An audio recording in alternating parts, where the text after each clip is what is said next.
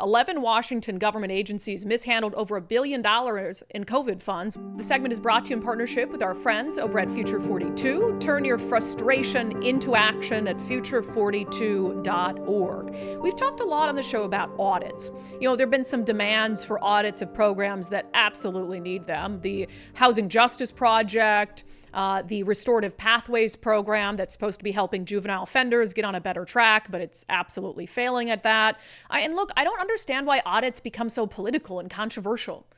It's like, no, this is our money. It's going to programs that we're supporting, some of us.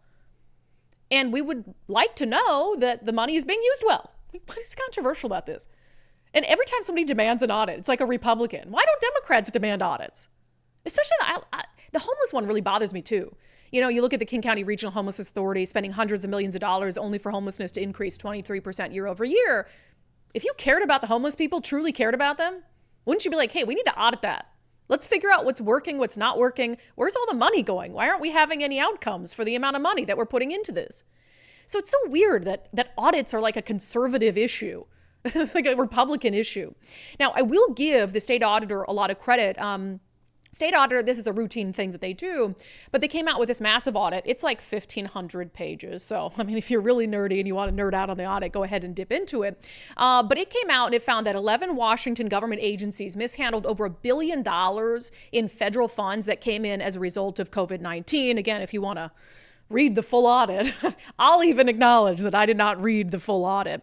But this was an audit for a period from July 2022 through July 30th, 2023. So kind of tail end of the COVID-19 pandemic and the money that was coming in. I just picked out 3 of many, many things that they found that had been mishandled. The Employment Security Department made improper payments to ineligible beneficiaries of the unemployment insurance program. The Department of Children, Youth, and Families did not have adequate internal controls over and did not comply with requirements to ensure payments to child care providers paid with temporary assistance for needy family funds. The Office of Superintendent of Public Instruction did not have adequate internal controls over and did not comply with federal reporting requirements for the Education Stabilization Fund program. So we had all this federal money coming in, a ton of it, and more than $1 billion of it either can't be accounted for. Like there isn't proper accounting to even figure out if money that went out should have gone out to who it went out to, which is very problematic. Or you had these failures of internal controls to make sure that these agencies, from the Office of Superintendent to the Department of Children, Youth, and Families to the Employment Security Department, that there was like no internal protocols to make sure that they had clear standards in place for where the money was going, that the money was tracked so that when an audit happened, they would have all this in place. So our friends over at the Center Square did a good detailed article on this, reaching out to some of the agencies and the state auditor's office to get some context. It says a new report from the Washington State Auditor's Office found a record 86 issues with how 11 state agencies spent federal COVID-19 aid, noting documentation deficiencies and $1.17 billion in questioned costs in the fiscal year 2023. And again, that's just 1 year.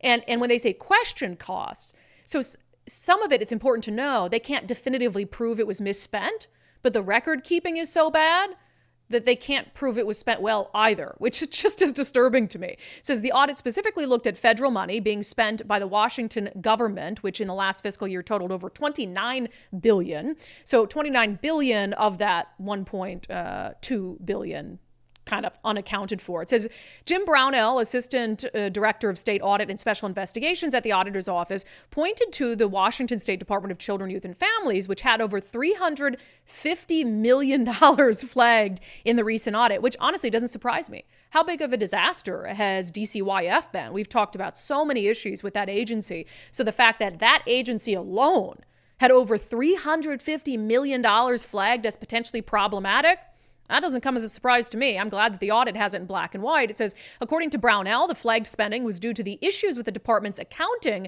for child care payments. Auditors could not gather enough evidence to assess whether the payments were made appropriately, were appropriately accounted for, or materially complied with federal requirements. He said, so in this particular case, DCYF accounting was not up to standard, and we could not trace $350 million back to individual payments. They do high-level accounting adjustments. They move big batches of expenditures from one funding source to another, and we're just not able to audit them. It is problematic when the state auditor is unable to properly audit state agencies because their record keeping and their protocols are so bad that they cannot tell the state auditor's office where the money went and to whom and how much. That's crazy stuff. And then you have this government that has become more and more bloated over the last 10 years in particular. And these audits touch just a fraction of our government spending. Just a fraction. So here they have this audit. Again, it's massive in scope, but it still accounts for only a fraction of the spending that our state government makes. Think of all these other areas that have never seen an audit, that don't see audits to this depth. Think of how much misuse, waste, fraud could be uncovered. I go back to the homelessness system. You cannot tell me that there is not severe waste in the King County Regional Homelessness Authority when you're spending as much money as they're spending and having no results. And then you look at even small things that have popped up over the years where there was never an investigation into it. Like Seattle Mayor Jenny Durkin hiring a crime czar? What was it? What was the official name that they gave Andre Taylor? Street czar. Street czar. It was a street czar, Yep. To connect police to the communities they serve. And this was one of the many, many government contracts handed out after the summer of 2020 in the rioting. Well, Andre Taylor didn't even really show up for work. And then they didn't renew his contract after 6 months because nothing was done and he didn't have anything to show for it. And then they just didn't talk about it really publicly. And it's like, oh, let's just sweep that one under the rug. And that accounted for not even $1 million, I don't think. But when you look at all these individual examples, the Housing Justice Project, which just wrote a $50,000 check for a guy that has refused to pay rent for 2 years, that was never intended to be the way that that money was used, both county funds and state funds. But it's being used that way anyway, and then they're not being audited. It's somehow political to want them audited.